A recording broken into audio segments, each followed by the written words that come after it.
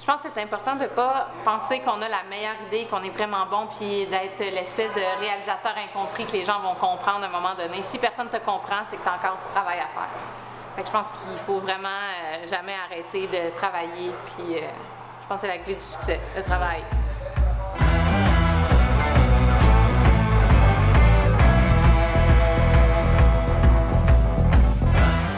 Moi, j'ai commencé à faire de la vidéo, ça fait environ 7 ans. J'ai commencé au cégep, j'ai étudié le cinéma au cégep. Ensuite, à l'université, j'ai fait un bac en télévision. Et puis, durant ce bac-là, je me suis développé vraiment une passion pour le documentaire. C'est devenu comme ma grande passion. Mais à la sortie de l'université, pour gagner ma vie, j'ai commencé à faire aussi de la pub. Donc, voilà, pour qu'est-ce qui est mon parcours.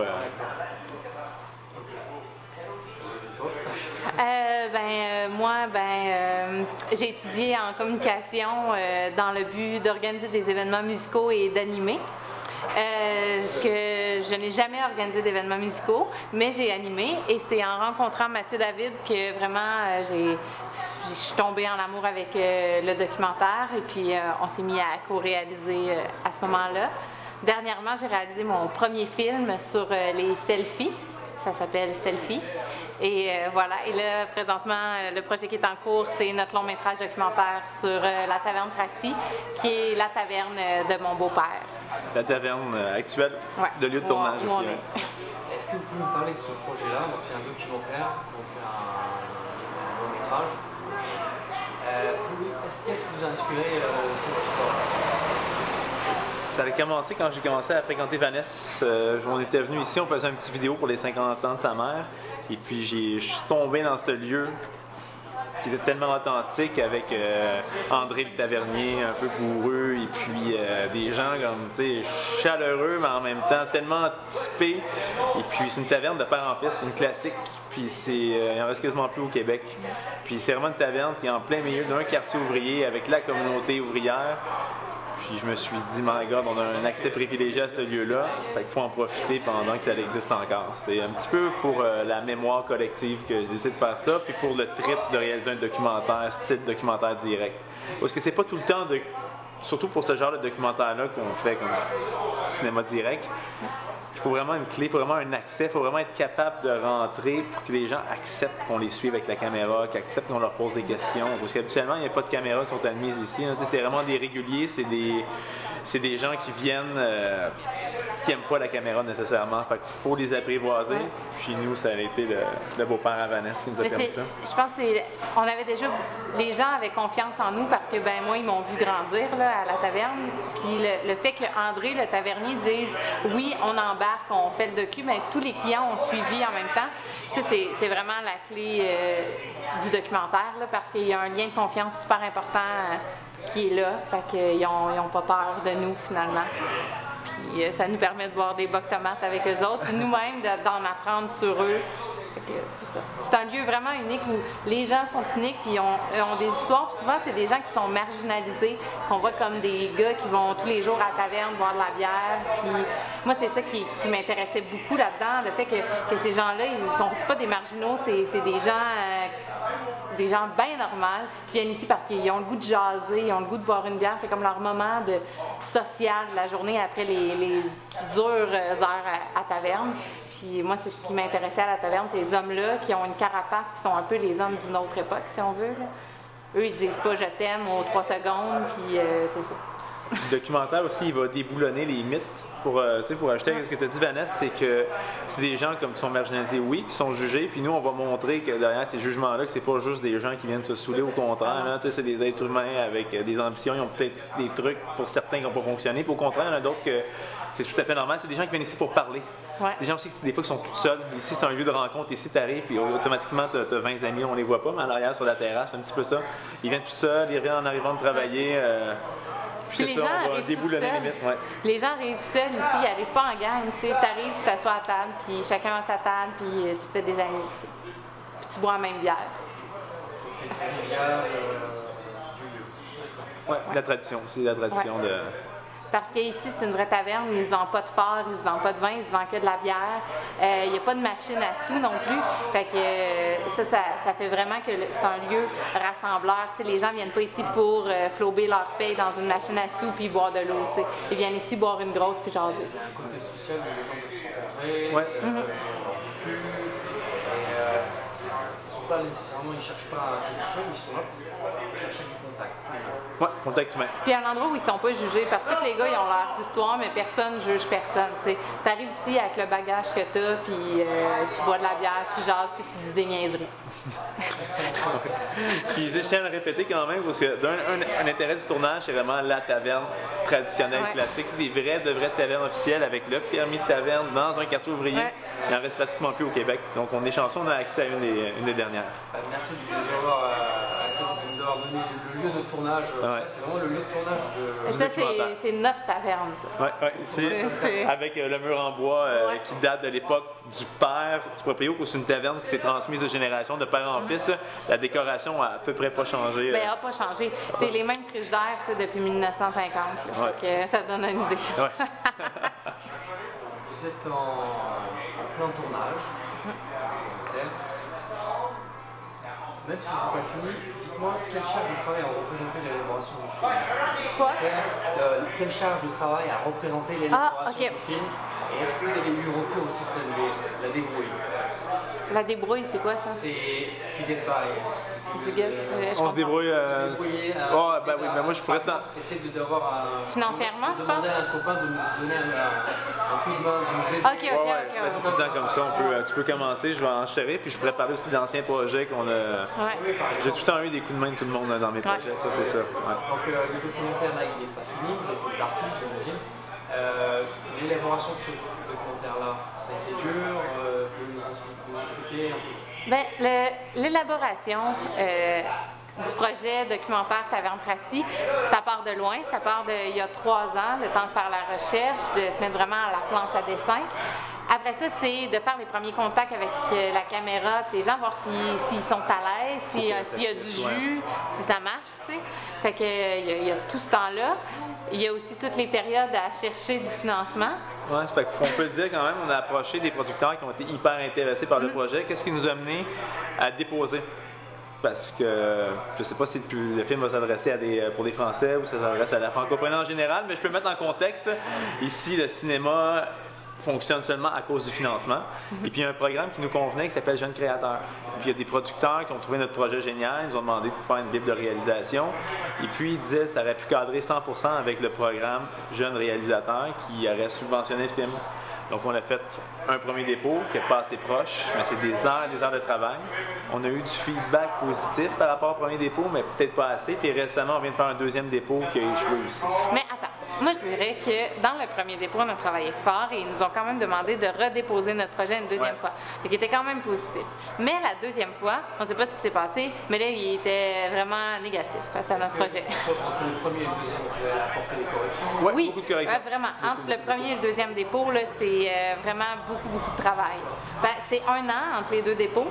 Premièrement, pour situer dans le temps, fait que c'est 1 an, c'est 1 an. Tu sais. 1 an de travail théorique à Ouais. revisiter la Bible, à revisiter le pourquoi du pourquoi. Ouais. Et Puis, ouais. à expliquer pourquoi ce film-là vaut la peine d'être fait, finalement, à environ 40 pages. Fait que ceci, présentement, je pense qu'on est rendu dans le projet, on est rendu au stade que on s'est fait à l'idée qu'on n'aura pas de subvention pour le faire, mais on est quand même tellement avancé, tellement attaché au personnage, tellement attaché au lieu, qu'on a tellement dit à tout le monde qu'on voulait faire le docu qu'on va le faire quand même. On est parti, on va le faire. Là, on est en processus de tournage en ce moment, ça peut vous situer. Tu posais une question sur le travail global. Je peux dire que juste pour être rendu là, ça a été beaucoup de travail. Puis moi, pour avoir vécu des situations que tu sais, de mener à terme des documentaires de manière indépendante, je l'ai quand même fait dans le passé. Là. C'est une charge énorme, c'est beaucoup d'investissement de temps, c'est des sacrifices dans ta vie personnelle, parce que c'est tellement long de monter du documentaire. Hein. J'ai tourné un documentaire en 2009 en Argentine, qu'on a été, encore une fois, un projet autofinancé. On l'a financé en faisant des soirées de musique avec des amis. On l'a financé avec nos familles qui nous ont aidés. Puis avec aussi des petites subventions à gauche, à droite. Nos universités nous avaient aussi aidés à l'époque. Mais encore une fois, c'est à peine assez de sous pour partir. Donc le processus de montage, c'était fait par nous. Puis je te dis, j'ai dû mettre des centaines d'heures dans la salle de montage parce que une des différences entre le docu et la fiction, c'est que tu dois être super préparé en documentaire, tu dois avoir fait une pré-prod de l'enfer, avoir fait un genre de séquentiel qui se tient. Mais souvent, le documentaire, ça change sur le terrain. Les réalités changent, puis ça peut changer en chaque seconde. Fait qu'il y a une grosse partie de l'histoire qui s'écrit dans la salle de montage. Puis je pense que c'est un processus qui est fastidieux si tu n'as pas eu de financement. Oui, mais au-delà du documentaire, c'est le type de documentaire que tu veux faire. Ouais. Comme là, nous, on veut faire du cinéma d'action, du cinéma direct. Fait que ça demande beaucoup de temps de tournage. Parce qu'il n'y a pas d'entrevue assise, il n'y a pas d'entrevue contextualisée. Ouais. Fait que ça demande beaucoup plus d'heures de tournage aussi parce qu'on veut vivre les actions, puis ils arrivent. On peut pas les... C'est 100% spontané. Fait que ça demande aussi beaucoup de temps de tournage, plus que si on voulait faire un documentaire sur les tavernes avec un sociologue, un historien qui nous explique qu'est-ce qui se passe, puis quelque chose pour imager ça. Non, elle a Vanessa 100% raison. Par rapport à un show de Talking Heads, comme on appelle ici, le fait de faire du documentaire direct, c'est des fois tu peux tourner une journée complète, non? Puis t'as rien. T'as rien. Puis t'as de quoi? Mais au montage, c'est que tu peux pas le mettre parce que tu as décidé d'évincer des histoires. Ça m'est déjà arrivé en style documentaire direct de couper des personnages complets rendus à mi-processus du montage. Tu sais, comme par exemple, quand on a tourné Selfie, on a tourné sur 2 jours, j'avais un scénario très précis, puis c'était justement plus dans un style d'entrevue, plus placé, puis on a tourné sur 2 jours. Puis quasiment 100% s'est retrouvé au montage. 100% s'est retrouvé au montage. Fait que je pense que ça dépend vraiment du type de documentaire que tu fais au final, le nombre de temps que tu mets. Mais nous, avec la taverne, on joue le tout pour le tout, puis ça s'appelle passer des années dans la taverne. C'est clair. Mais au final, on sait que le résultat va être beaucoup plus puissant. Hein? Quand ton histoire est capable d'être portée par tes personnages, ça devient quasiment comme de la fiction réelle dans le documentaire direct. C'est pour ça qui nous passionne les deux là-dedans, c'est que c'est de la fiction réelle, c'est des gens qui jouent leur propre rôle sans le jouer en réalité. Fait que c'est sûr que c'est plus dur, c'est sûr que c'est plus long à monter, c'est sûr que c'est... Des fois, les personnages, on va scraper une journée de tournage, Tu sais, des fois, c'est fâchant, là. Tu te dis, bon, là, aujourd'hui, je m'en viens filmer Claude qui va me raconter l'histoire de sa femme. Là, t'arrives, puis Claude, il a décidé, lui, qu'il buvait 2-3 bières de plus, il était un peu chaud, puis l'histoire de sa femme, ben, il s'en rappelle plus, ou il t'invente une autre version. Fait que là, toi, t'es là, avec tout ton gear, t'es prêt à filmer, puis ben non, si ça marche pas, puis tu l'auras pas, ta shot, il va falloir que tu reviennes 2 semaines plus tard. Fait qu'il y a aussi ça, c'est une relation d'amour-haine avec tes personnages. Parce qu'ils te donnent pas tout le temps le jus que tu veux, puis en même temps, des fois, ils te surprennent, puis ils te donnent quelque chose qui te fait capoter, tu reviens chez vous, t'as des étoiles dans les yeux pendant 2 semaines tellement t'es content. Mais c'est vraiment une relation d'amour-haine aussi avec les personnages. Absolument. Donc, pour ce documentaire que vous tournez, quelle caméra utilisez-vous et pourquoi ce choix? La caméra qu'on utilise, Mathieu David, quelle est-elle? La caméra, c'est la Canon C300. C300? Oui, Canon C300. Je l'ai acheté parce que tout simplement, je voulais avoir l'ergonomie du boîtier vidéo. Puis je voulais une caméra qui est super bonne en basse lumière. Pour moi, en documentaire, le nerf de la guerre, c'est la qualité de la caméra en basse lumière, tout simplement. Une caméra qui peut s'adapter à n'importe quelle situation. Tu sais, je m'en fous, j'aurais pu tourner avec une caméra n'importe quoi, une Blackmagic 4K pour avoir la technologie actuelle, mais j'en ai rien à foutre. Moi, qu'est-ce que je veux, c'est qu'elle me donne du rendu en basse lumière et puis qu'elle soit quand même sharp, crisp. Puis ici, on est dans une taverne où il y a une fenêtre, puis elle est là. Puis elle fait un mur. Ouais, ça me plaît, ça, c'est grosse, mais tu sais, quand on est dans le fond où il y a tous les habitués, ben il fait noir. Puis pour le choix des objectifs, c'est la même chose. Tu vois, ici, peut-être ça paraîtra pas en ce moment, mais dans les faits, c'est tout noir ici. Donc, il faut absolument des objectifs lumineux. Mais dans qu'est-ce que je fais, j'adore la Canon C300 aussi par son ergonomie, par le fait qu'elle soit petite, mais en même temps tellement performante, le fait que son rendu il est super beau. Je peux tourner avec des grosses plages dynamiques, donc j'adore. Mais en fait, vous êtes adapté au lieu. Oui, tout à fait. Non, ben, le bon outil pour le bon endroit. Pour le bon endroit, là. Je ne sais pas si vous avez pensé le montage. Non. Je vais vous parler du logiciel de montage. Ben, tu peux parler de qu'est-ce que je fais, moi, quand même. À cause que, tu sais, en parallèle, on tourne la Taverne Tracée les deux, mais on a plusieurs projets communs en parallèle. Quel est le logiciel de montage que vous utilisez et pourquoi ce choix? Depuis le cégep, université, depuis mon intrusion dans le milieu professionnel, quand j'ai commencé à faire de la pub, à faire de la production de contenu de marque, plus mes projets perso, j'ai tout le temps monté avec Final Cut 7, mais récemment, Vanessa m'a convaincu de faire le saut à Final Cut X, et puis je l'aime finalement, je l'aime. Vanessa pourrait t'en parler, elle m'a convaincu au début, elle m'a entendu chialer, parce qu'ils ont c'est comme une nouvelle façon de monter automatiquement, mais une fois que tu te donnes la peine de t'asseoir, de le comprendre, de revenir à la base, tu sais, des affaires qui se faisaient, c'est juste différent, de revenir à la base, d'aller voir des tutoriels. Puis même maintenant, il est devenu meilleur que moi avec Final Cut 10. C'est bien pour dire comment c'est fâchant. Pouvez-vous me parler du domaine du son et de la lumière, l'importance de ces deux domaines sur un tournage? Moi, je pense que le son et la lumière font la différence entre un excellent projet et un projet moche. Parce que le son, c'est sûrement la chose à laquelle les gens s'attardent le moins quand c'est un bon son, mais quand le son est mauvais, c'est long à écouter, c'est plate, ça énerve, puis ça fait que ton film est moche. La lumière, c'est la même chose, les gens sont plus beaux quand ils sont bien éclairés. Puis tout le monde aime les gens beaux. Ouais. Mais, ouais, même chose, puis même dans un projet comme Taverne Tracy, qu'on tourne en ce moment, on en a parlé tout à l'heure, mais même dans un projet comme dans Taverne Tracy, ce ne sera pas nécessairement l'éclairage en tant que tel, mais le choix des objectifs. Puis comprendre le lieu. Puis des fois, des petites modifications, on ne le voit pas, mais en arrière, il y a la cuisine. Ah oui. La cuisine était en tungstène, mais on a remarqué que le reste, c'est de la lumière naturelle tout le temps. Donc, j'ai fait un achat tout simple, je suis allé acheter des ampoules Daylight, des petits fluos compacts Daylight. Fait à cause qu'avant, quand je passais d'une pièce à l'autre, des fois, on allait voir la cuisinière, on venait là, la température de couleur changeait tout le temps. C'est vrai que là, c'est une longue pièce, là. La lumière n'est pas la même ici que là. Non, et ni dans la cuisine.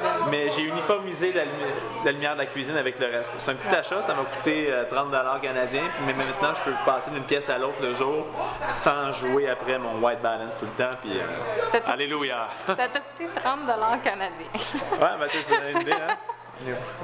Ça m'a coûté 30 $. Ça me fait. Des beaux fluos Plus taxes. compacts à 30 $. Dieu sait qu'il y en a des taxes. Quelle est votre meilleure expérience de tournage? Et avez-vous des anecdotes à nous raconter? Tout ce que vous avez fait. Oh my god, on aurait 1 million. Hein? Les anecdotes sur ce qu'on a tourné.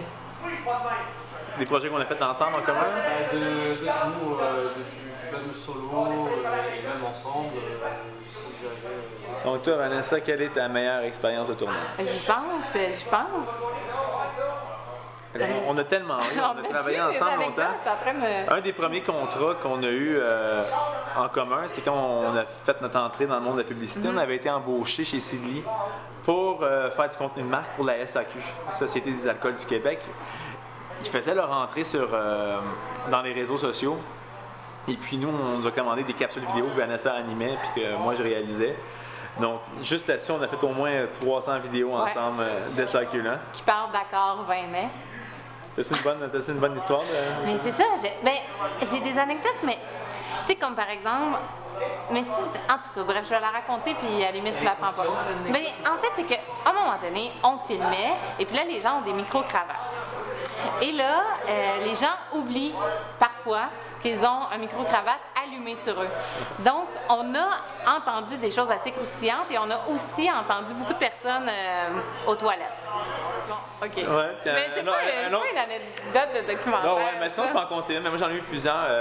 Une de mes bonnes anecdotes de documentaire, c'était évidemment dans mon documentaire en Argentine, on suivait des ouvriers qui, pendant 9 ans, ont milité pour avoir l'expropriation de leur usine, c'est-à-dire que leur usine leur revienne en même. Puis, la journée du vote, ça l'a donné qu'on était eux, avec eux autres, on filmait, on est allé au Parlement de Neuquén, dans la province de Neuquén, justement, qui se trouve dans la Patagonie, en Argentine. Puis, on avait vécu le moment avec eux qui ont eu leur usine, que le gouvernement leur a donné officiellement leur usine pour en faire une récupéradas, comme ils appellent, pour en faire une coop. Je devrais mettre ça ici. Puis le moment avait été tellement puissant, là. J'avais la caméra, là, j'en shakeais, je pleurais. Puis c'est là que j'ai réalisé que le documentaire, il y a ça qui est fou. Là, quand tu vis des grands événements sur place, avec des gens, tu as l'impression de faire partie de leur gang, tu as l'impression de faire partie de leur groupe. C'est là que j'ai réalisé la puissance du documentaire, puis c'est là que j'ai eu vraiment le déclic de je veux faire ça toute ma vie, là. Clairement. vivre les grands moments avec les gens. Puis le documentaire, il y a ça, tu développes tellement de proximité avec ton sujet. C'est le moment qui me fait le plus triper. Et puis, il y a une affaire qui est le fun aussi, c'est que de projet en projet, on recommence. On recommence complètement là. J'étais avec des ouvriers en Argentine qui militaient pour l'expropriation de leur usine, pour avoir leur usine, pour en faire une coop. Ici, j'étais à la taverne, j'étais avec des clients. Avec des ouvriers qui boivent de la bière. Avec des ouvriers qui boivent de la bière, mais avec un tavernier de père en fils. C'est différent complètement quand même. Puis j'ai fait aussi de la direction photo sur un documentaire qui s'appelle Le plancher des vaches. J'étais avec une famille de producteurs laitiers. On a été avec eux autres pendant une semaine à la ferme, à se lever à 4 h du matin, à aller se mettre les pieds dans le merde pour aller les filmer pendant qu'ils allaient traire les vaches.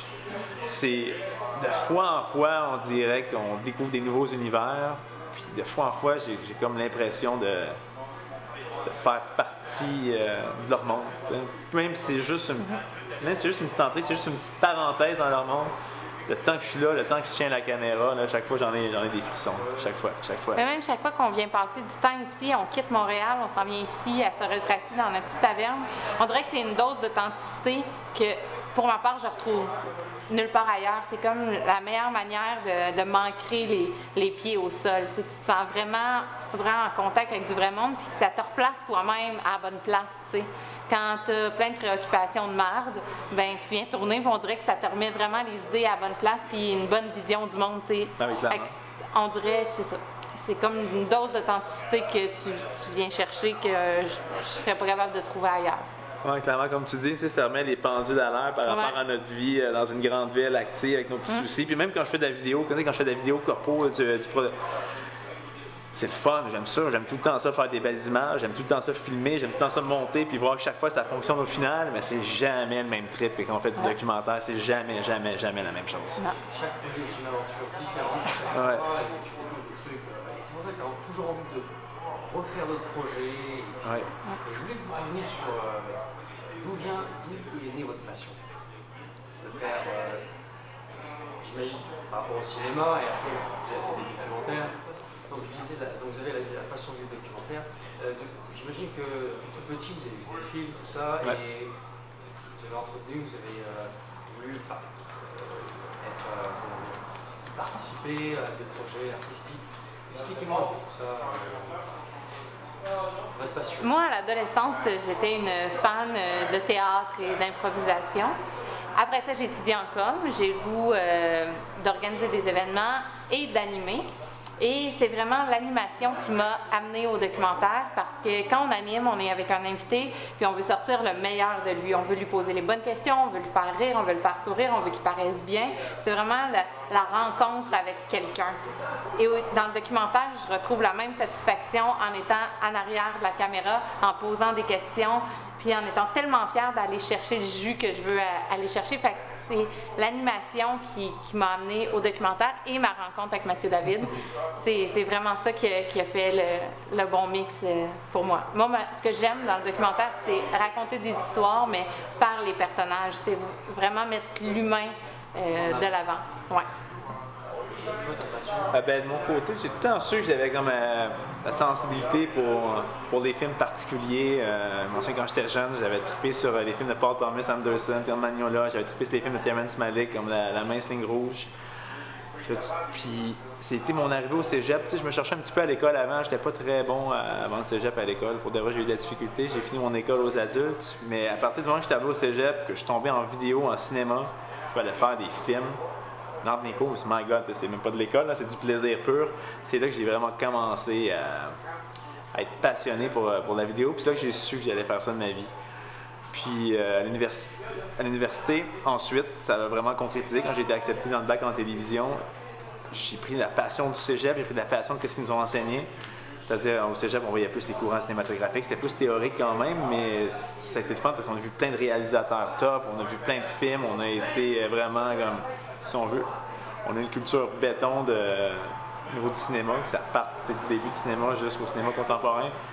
Puis à l'université, ça a été plus, on avait les deux mains dans la pâte, on faisait du documentaire, on sortait de la caméra, on a appris à avoir une rigueur technique et professionnelle. Donc je dirais qu'au cégep, j'ai cherché mon petit background qui est plus théorique, qui est plus sur le...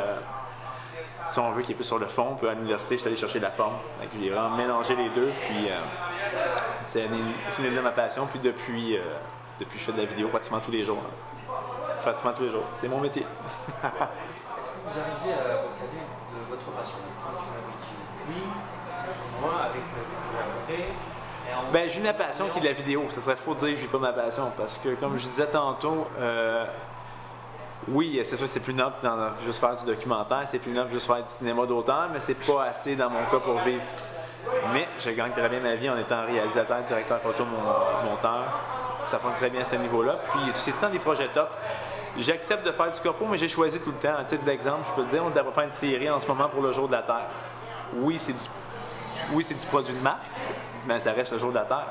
Ça reste que je fais des vidéos sur la revitalisation d'un bar de l'eau. Ensuite, d'autres types de projets corpo que je fais, je travaille pour l'Auto-Québec, ça peut avoir l'air comme « Oh my God, l'Auto-Québec », mais je travaille pour la collection d'art l'Auto-Québec. Je fais toutes les vidéos pour qu'est-ce qui est leur collection d'art. Ils ont plus que 4000 œuvres d'art, puis ils font tout le temps des installations top, ils ont des artistes tripants, fait que je fais des mini-documentaires si on veut. Puis je pourrais en dire toute la journée. Radio-Canada, j'ai fait beaucoup de vidéos pour Radio-Canada. Donc ça fait que je gagne bien ma vie avec la vidéo. Le documentaire, c'est une autre histoire, par exemple. Le documentaire, c'est choisir tes batailles, essayer de viser du financement, puis... non, moi, je pense que tu as tout dit. Toi, Vanessa, tu peux le dire, tu n'as pas parlé. Toi aussi, tu t'accomplis, toi aussi, tu vis de ton métier. C'est important pour les gens de savoir qu'on peut bien vivre de la vidéo. Là. Oui, moi, je vis très bien de la vidéo, mais je vis aussi des réseaux sociaux. Je suis une stratège des réseaux sociaux. Donc, je gagne mon pain et mon beurre depuis les 6 dernières années. C'est beaucoup à travers le web. J'ai toujours travaillé avec le web, autant avec les réseaux sociaux, mais à faire de la vidéo pour le web, moi, je trouve que c'est le meilleur moyen d'avoir un public direct, puis de communiquer sur ce que les gens voient, puis tout ça. Fait que moi, j'ai toujours travaillé dans le web. J'ai toujours été très bien payée. Je vis très, très bien de tous les projets web sur lesquels j'ai travaillé, autant vidéo qu'en tant que gestionnaire de communauté. Et que ce soit autant à la réalisation qu'à l'animation des capsules, vraiment tout ce qui regroupe la vidéo.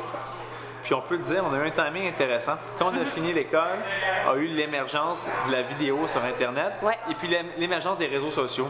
Ça a créé une demande incroyable. Là, il y a le téléphone qui sonne. Je ne sais pas s'il va se mentionner. Ben va aller répondre. Il est là. Donc, je peux reprendre ma phrase si tu veux. Quand on a terminé, là, c'est la folie des klaxons. Oui, Eugénie Bouchard! Mais quand on a fini l'université, on a eu un timing incroyable avec l'émergence de la vidéo sur le web et l'émergence des réseaux sociaux. Ça a le fait que tout le monde qui veut une vidéo a une plateforme de diffusion. Puis moi, c'est vraiment à cause de ça qu'on roule autant pour de vrai. C'est vraiment le web qui change là-dedans. C'était un petit peu le retour des petites équipes de tournage. C'est ça, comme nous, on est à deux, on fait souvent des vidéos à deux. On a une idée, on décide, on va tourner, puis après ça, on met ça en ligne. Puis ça permet de se faire connaître, ça permet de jaser avec des gens, puis... le web, là, c'est vraiment nice. J'ai une question sur ça. Que pensez-vous des plateformes sur Internet qui permettent de financer des films? Genre les Kickstarter et tout ça? Kickstarter, Indiegogo, Ulule, KissKissBankBank en France. Il y a des noms différents dans chaque pays. Mais moi, je pense que le crowdfunding... le crowdfunding. J'ai un anglais impeccable. Je crois que les Kickstarter et tout ça... Je pense que c'est vraiment de superbes initiatives, puis je pense que c'est vers là que ça s'en va le financement, parce qu'on dirait qu'il y en a de moins en moins de manière étatique.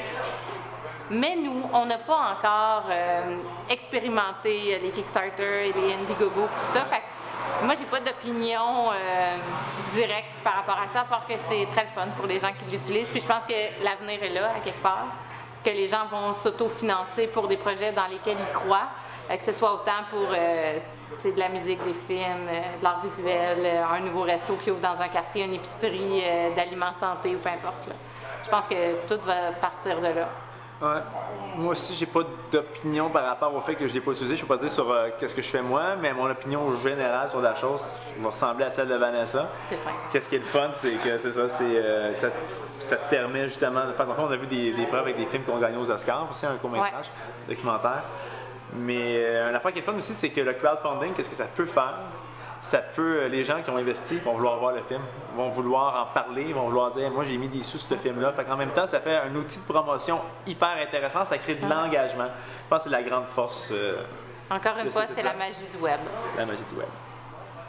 Alors, je voulais vous dire, avec la technologie d'aujourd'hui, l'accès pour l'achat d'une caméra dans un magasin, le montage, donc c'est rendu plus facile. Est-ce que, par exemple, c'est le futur du cinéma? Qu'est-ce qu'on perd de réaliser son propre film par rapport à ce sujet-là? Moi, je pense que l'important quand on réalise un film, c'est que le produit soit de qualité, que l'histoire soit intéressante, puis qu'on fasse le film pour les bonnes raisons. Je pense que tout le monde peut s'acheter une caméra, mais c'est pas tout le monde qui est capable de raconter une bonne histoire, c'est pas tout le monde qui est capable de trouver un sujet intéressant. Je pense que la clé est vraiment là. Sinon, on peut faire un film sur n'importe quoi. T'sais, on peut faire vraiment un film sur n'importe quoi. C'est le fun, tu sais. Mais les bons films, puis les bonnes idées, elles, vont toujours rester originales, puis dans une salle à part. C'est pas parce que tu as une caméra que tu fais un bon film. Puis que tu es réalisateur, puis que tu es photographe. Puis c'est vraiment l'expérience. C'est ça. Moi, je pense que c'est l'expérience, puis les bonnes idées, puis la qualité du travail qui font vraiment la différence, et non pas la caméra. J'ai exactement la même opinion que toi. Je peux répéter, par exemple? Je peux répéter quelque chose?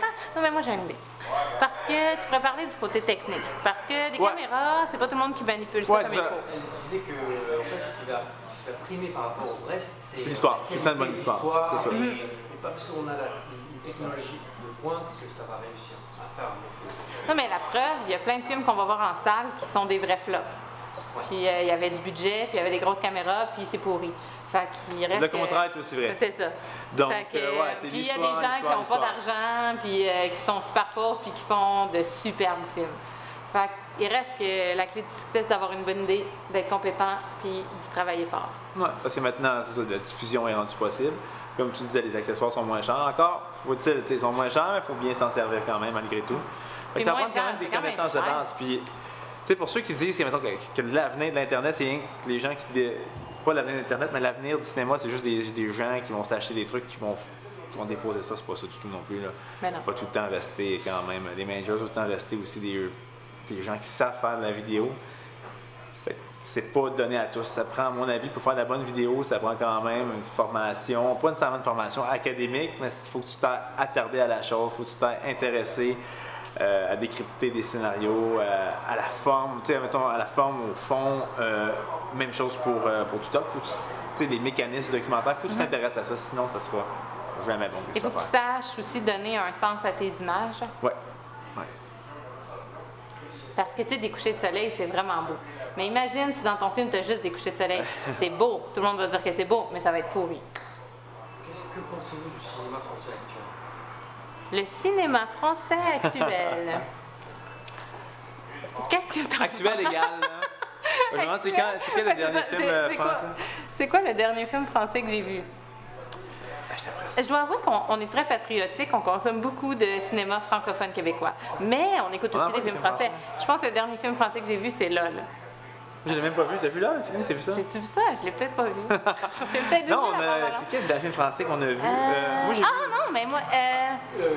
non.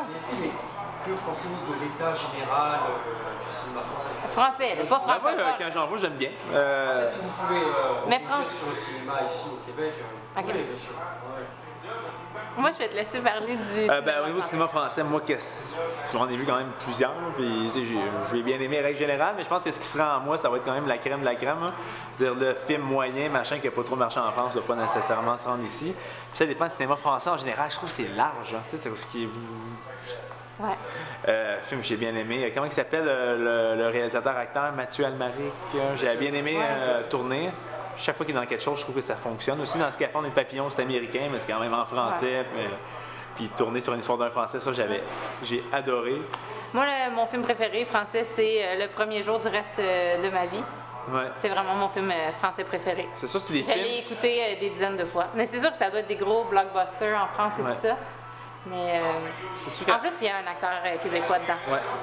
Faudrait que je trouve quelque chose. Mais à nos yeux, peut-être, pour moi, le cinéma français, c'est un cinéma peut-être plus cérébral, plus assis sur des dialogues. Qui est très assis sur les dialogues, en fait. Assis sur les dialogues. Oui, ça parle beaucoup. Avec la mise en scène, mais en même temps, j'ai adoré. Moi, j'ai en partie justement aimé la nouvelle vague française, Alain René, avec Hiroshima mon amour. À mon avis, ça l'a inspiré un petit peu de mes réalisateurs américains préférés, Terrence Malick. Fait que, bref, en général, moi, j'aime bien. Tu as vu La nuit américaine de François Truffaut? Non, jamais. Je vous le conseille parce que c'est un film dans un film. Ah. On voit les déboires d'un réalisateur Un peu comme dans l'adaptation. Pour arriver jusqu'au bout du film. Une adaptation française, finalement. C'est un film français. Ouais, Non, il mais parlait du film adaptation. Le film adaptation. C'est un film dans un film avec un gars un peu spécial. Quand même un peu fucké, ben raide. Ouais. Charlie Kaufman. Charlie Kaufman, le scénariste. Hein. C'est un des rares aux États-Unis, habituellement. Le scénariste est invisible. On ne sait pas c'est qui scénarise les films.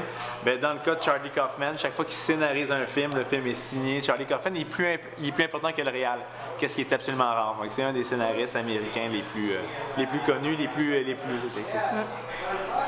Est-ce que vous voulez rajouter sur votre cinéma québécois? Le cinéma québécois.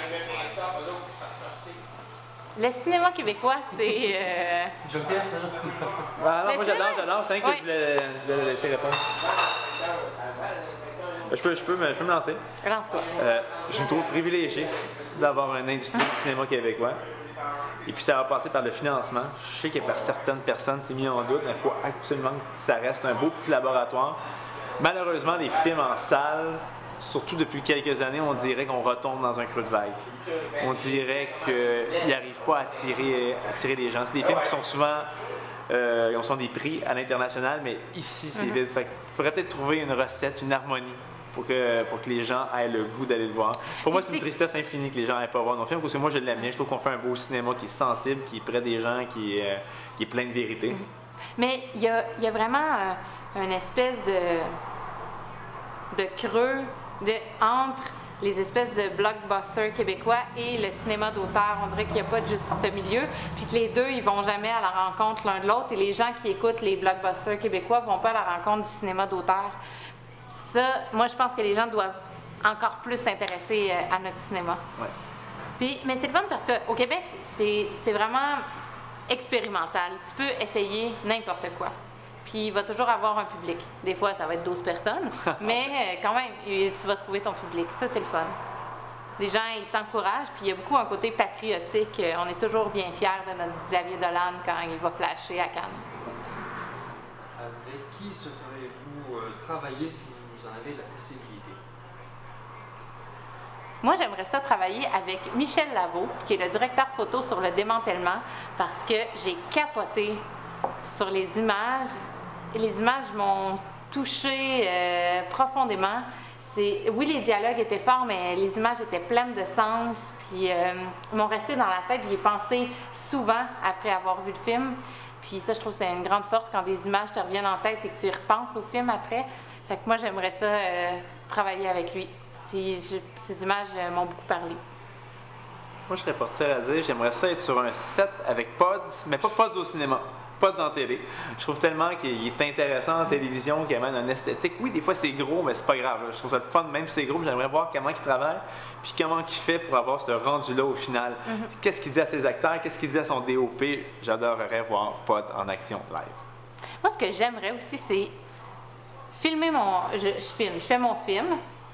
J'ai toutes mes rushs, puis après ça, je donne ça à Xavier Dolan, puis je lui demande de me faire un montage. J'aimerais beaucoup voir à quel point mon film serait pas le film que j'ai dans ma tête. Clairement, ça serait complètement différent. Ça, j'aimerais beaucoup ça. Ça ressemblerait à un film français, justement. Oui, ça ressemblerait à un film français, sûrement. Faudrait sous-titrer bord en bord.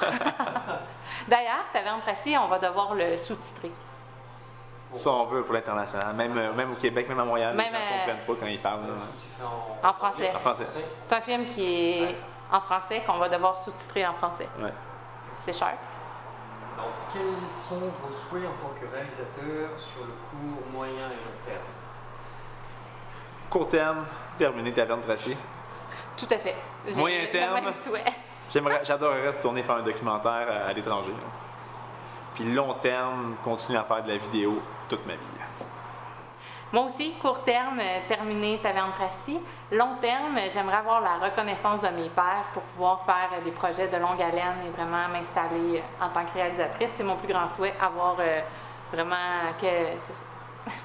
Je suis d'accord aussi, pouvoir continuer à faire des films. Mais j'aimerais ça avoir la reconnaissance de mes pairs pour parfois arriver avec une idée un peu fuckée, un peu spéciale, puis avoir quand même le vent dans le dos pour pouvoir le faire. Donc, de ne pas penser nécessairement à un sujet qui va être populaire, qui va être facile d'accès, tout ça. Des fois, d'essayer quelque chose de fucké, que ça se peut, je me plante, mais que j'ai quand même le vent dans le dos pour pouvoir le faire. Puis à partir du moment que tu as un nom, tu vas déposer en financement, là. Quand ton document arrive, c'est le nom qui est là, ça se pourrait que la lecture soit plus favorable après. Là. Exact. Fait qu'on aimerait ça que Mathieu David Crépin et Vanessa Cournoyer soient des noms vraiment qui attirent l'attention. Fait que ici, Mathieu David veut aller à l'international, puis moi, je veux flasher. C'est nice! Ah, j'aimerais ça tourner, en faire au moins un autre minimum. Hein. Ben oui, c'est clair. Ouais. Quel conseil donneriez-vous à quelqu'un qui débute dans ce milieu-là? Moi, je pense que je lui donnerais le conseil de s'armer de patience, de ne pas se décourager, de travailler fort et de toujours penser qu'il peut s'améliorer. Ne jamais s'asseoir sur ses lauriers. En un mot, ça serait tourne. Ouais. Ça serait? Tourne. Va sur le terrain. Va sur le terrain. Va participer, va aider tes amis, va... Bien, il faut se questionner évidemment ce qu'on fait, mais je veux dire, fais-en, pas peur d'en faire, là. Va de l'avant, fonce, fais de la vidéo, pète-toi la gueule. Écoute des films aussi. Écoute des films, regarde ce que t'aimes, mais fais-en. Fais de la vidéo.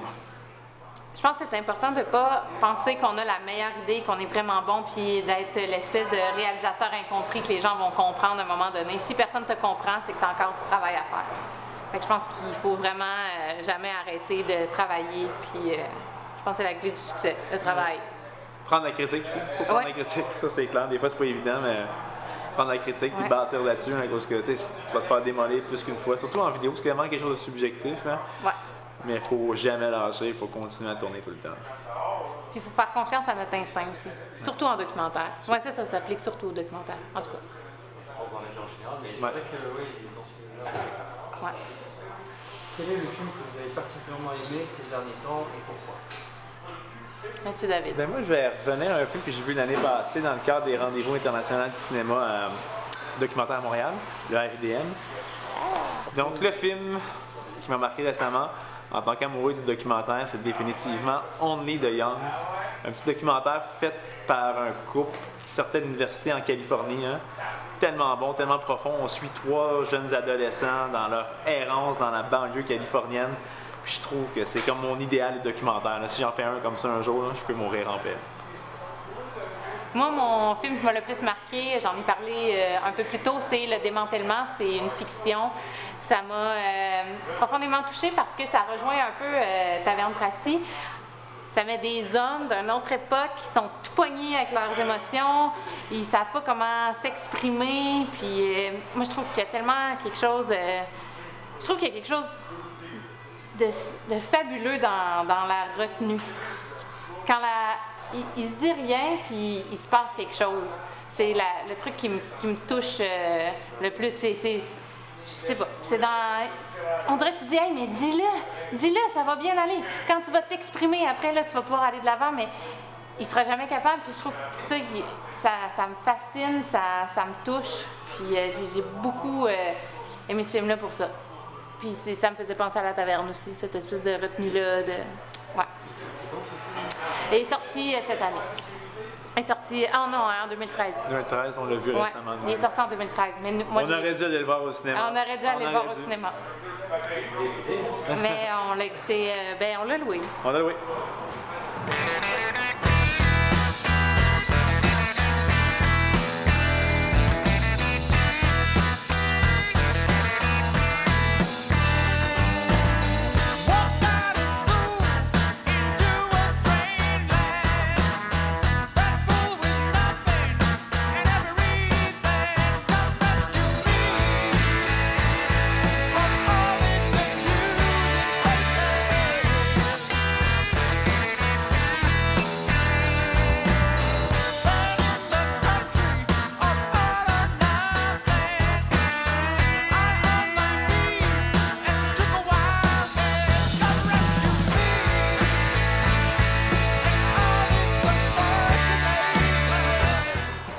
Là, on était-tu filmé? Moi, je checkais mon iPhone. C'est la prise 4, hein? Je checkais moi si on allait avoir les batteries de la 5D. La passion du documentaire. Attends, je sais pas s'ils font des petits mouvements. Là.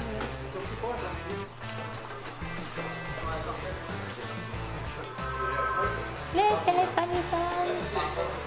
fait appeler si on va faire la table pendant le téléphone. Hey, il y en a du monde qui appelle, Ben!